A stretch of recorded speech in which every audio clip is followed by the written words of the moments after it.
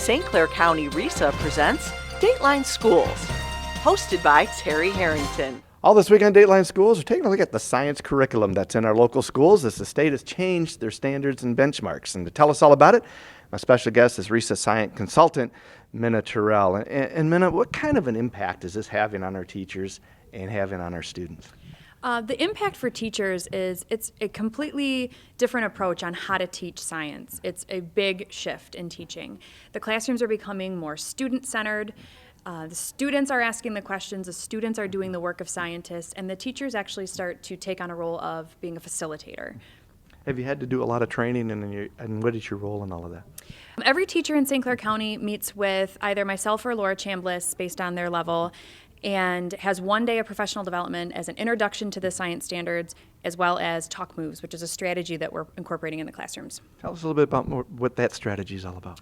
Talk Moves are a format or a structure for having a very deep and rich conversation about science. It allows students to agree and disagree and use claims, evidence, and reasoning, and it really creates a great environment for really deepening their knowledge about science. Kind of sounds like it gets them more engaged with, rather than just doing whatever the project or experiment that they're doing, gets them more engaged in the whole process. Right, and it's not about them regurgitating facts anymore. It's really about them having these deep conversations and getting to the root of how the world works and the science concepts that they're learning about.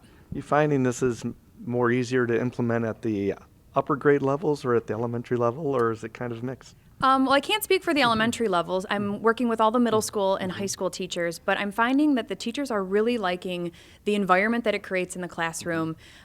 Just the culture of the classroom is really changing, and students are able to be equal within the conversation, and one person isn't dominating and the other person is hiding. So it's actually creating a really great environment. And you finding too that this is kind of motivating to the teachers, kind of give them a little boost of energy and not just doing the same thing over and over?